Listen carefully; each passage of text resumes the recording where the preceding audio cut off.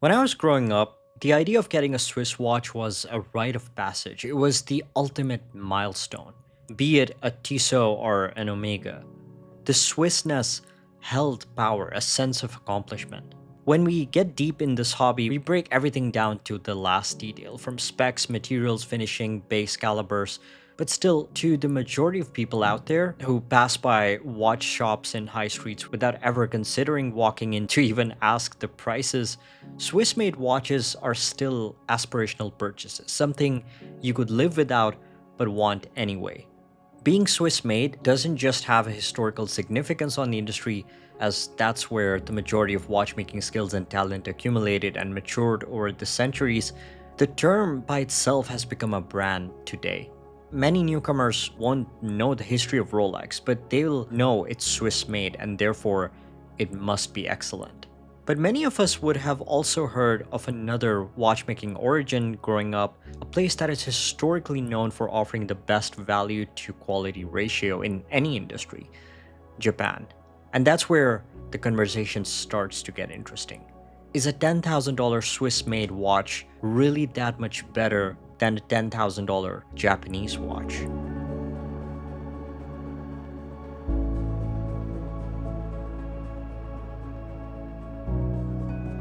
Check out Swiss Connection watches for your next watch. Also, do consider subscribing, it helps a lot.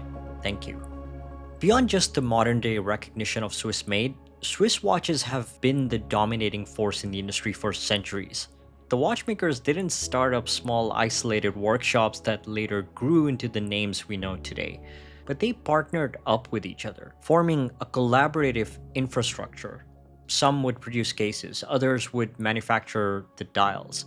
Even the movements were produced in collaboration, something that exists even to this day in the Swiss watch industry.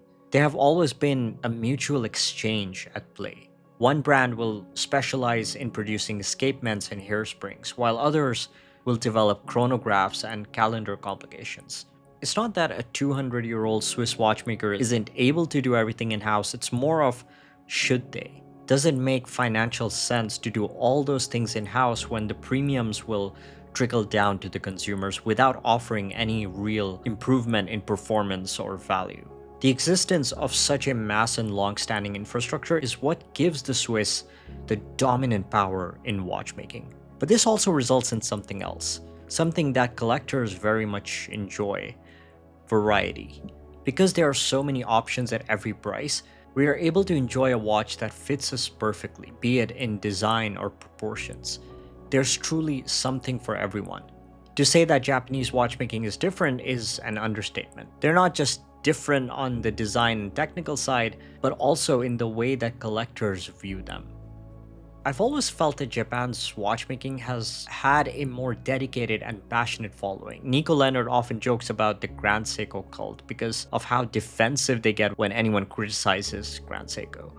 The Japanese industry isn't as old as the Swiss watch industry. It isn't as expansive. It doesn't have a heritage dating back centuries. But where they lack heritage and prestige, they make up for it in other ways.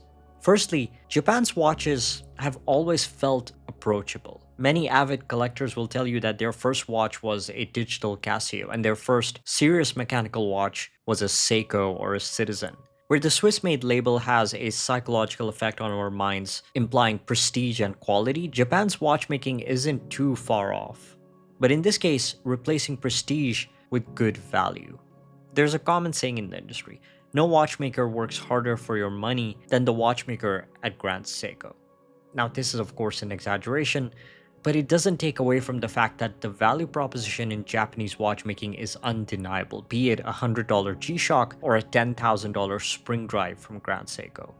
Where Swiss watchmaking seems more poetic in its approach, brand books painting a picturesque image of watchmakers handcrafting the dials in candlelit rooms near Lake Neuchâtel centuries ago, Japan has always been the underdog, not only offering the best bang for buck, but also being isolated from the rest of the global watch industry, leaving it with no choice but to start an entire watchmaking infrastructure from scratch.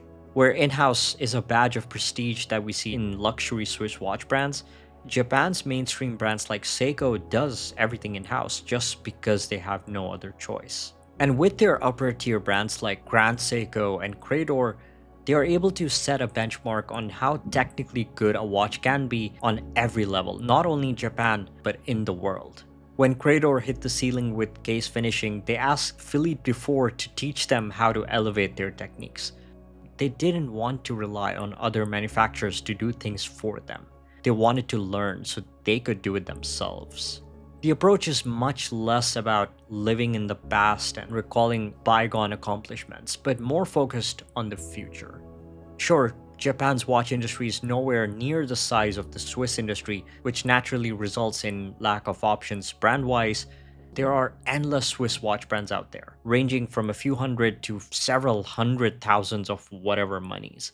But how many high-end Japanese watch brands can you name that cost more than a Rolex?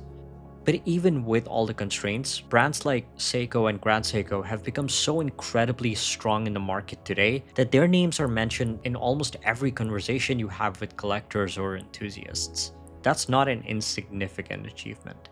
The philosophies between the Swiss and Japanese watch brands differ massively. Their designs differ massively. Even the way they develop the movements, the finishing techniques, it's all incomparable. But one thing's for certain. Japanese watchmaking has come a long way from being makers of cheap entry-level watches. They're not slowing down.